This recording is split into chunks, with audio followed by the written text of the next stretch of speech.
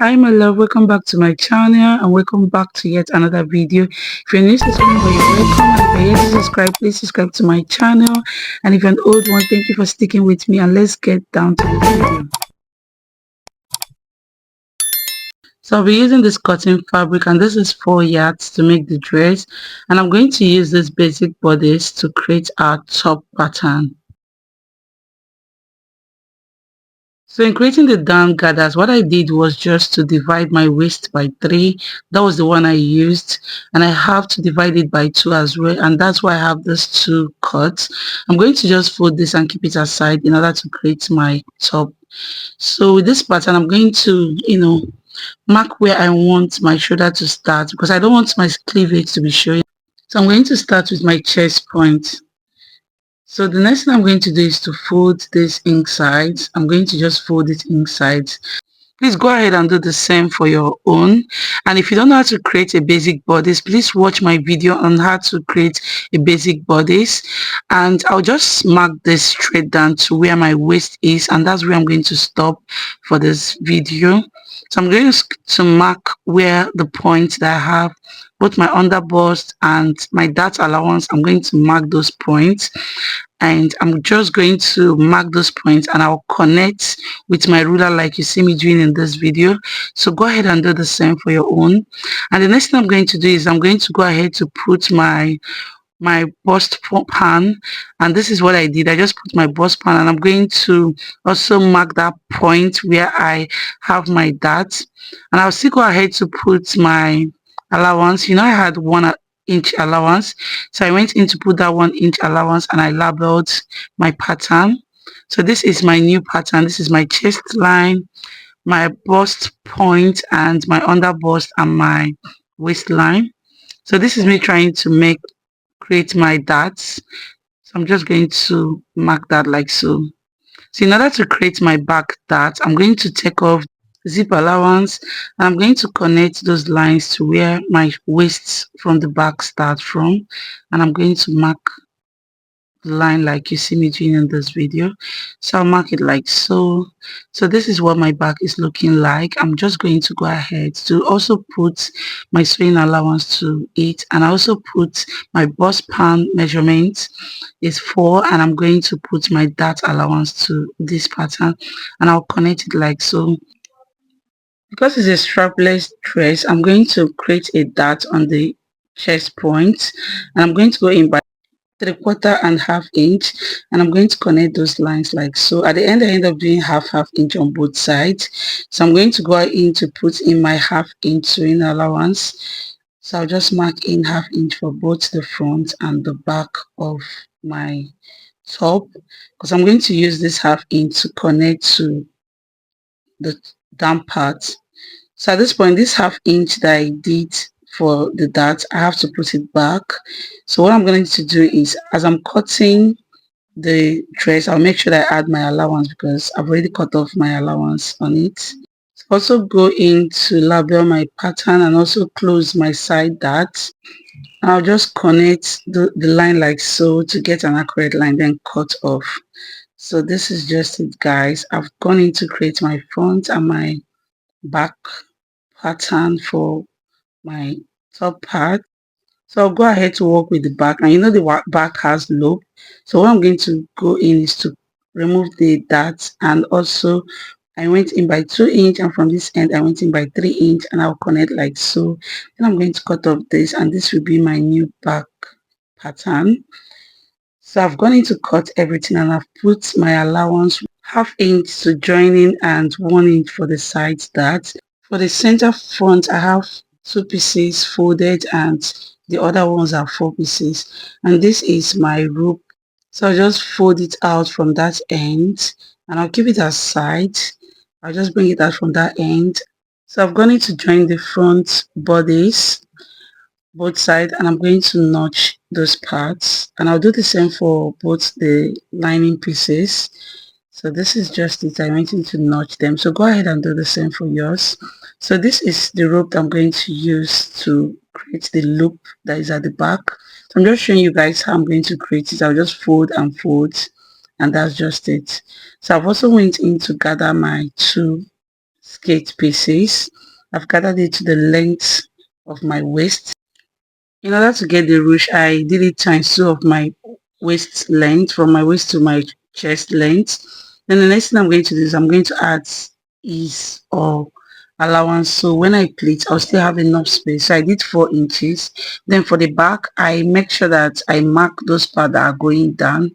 So I understand where and where is the down part. So like I did to the front, I also added like 1 inch instead of 4 inch because the back is not busting. Like what I mean is that the back is straight and this is what I have for the back plate. So I'll go ahead and place my pattern on that plate. I'll just take one side of that and leave one for the allowance. I'm just going to place it like so. So if you're doing along, just place it like so and pin down, as you can see me doing on this video. I pin down and I'm going to show you guys, this is the exact way I'm going to sew with 1/2 inch allowance that I gave, and I'm going to do the same for those parts, and I will show you guys what I have. So you just sew with 1/2 inch allowance, and as you can see, this is when after I'm done, I'm just going to cut off the rest of the pleating that is left. I'll just cut it off, and this is what I have for my back pattern. So in order to place the lining on it, I'll first of all mark those lines where my loop are going to start with, and I have 8 inches. So I'm just going to create from those part, like I gave like 2 inches gap. So I have like 1, 2, 3, 4, 5. So I'll do the same for the other side, and I'm going to show you guys how I'm going to create this loop. So first of all, mark those lines, just follow along and watch carefully to see how I create my loop. So I place one end from this part and I pin down. So I'm just going to take that end to the other side and I'm going to pin down and twist back to this other side. Just twist and also twist and pin down. This is quite easy, and if you feel like I'm going too fast, you could rewatch this part again. So this is how you create your loop for both bridal or any design that you want to create a loop on. So I'll do the same to the end part of that. So this is the last part. I'm just going to go ahead and pin this. So also do the same to the other side of my pattern.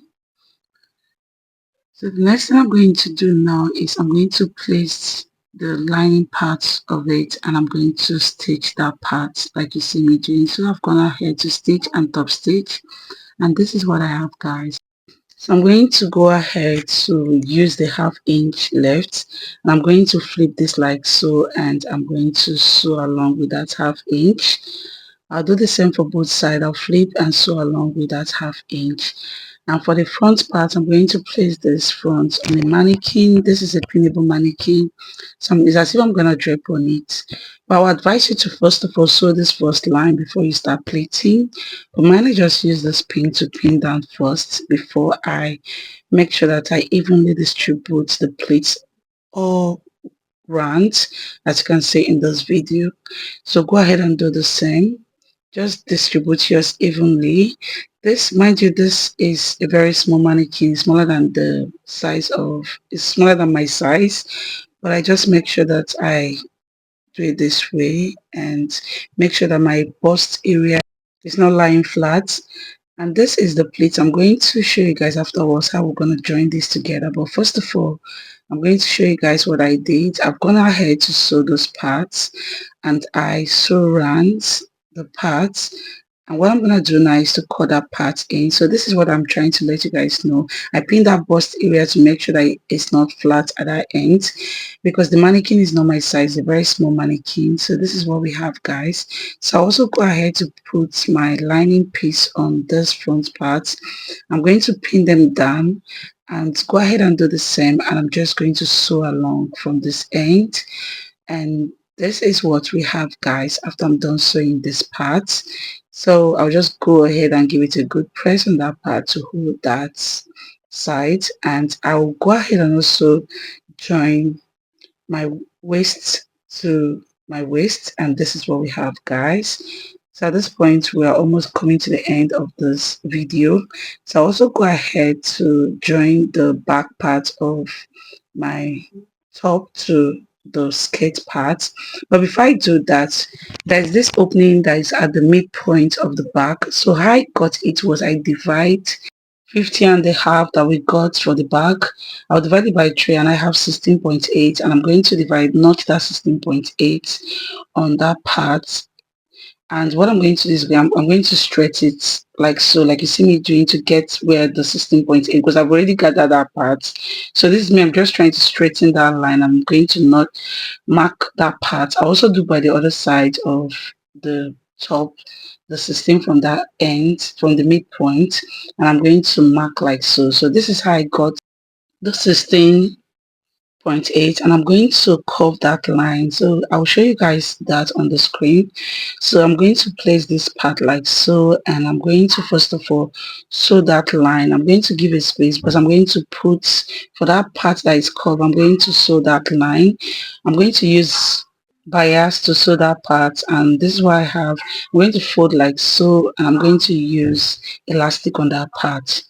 So after I'm done, this is what I have, and I've gone in, join the back together, and I'll just join the front and the back together, and I'll just pin like you see me doing this video. I'll just pin everything down. So go ahead and do the same.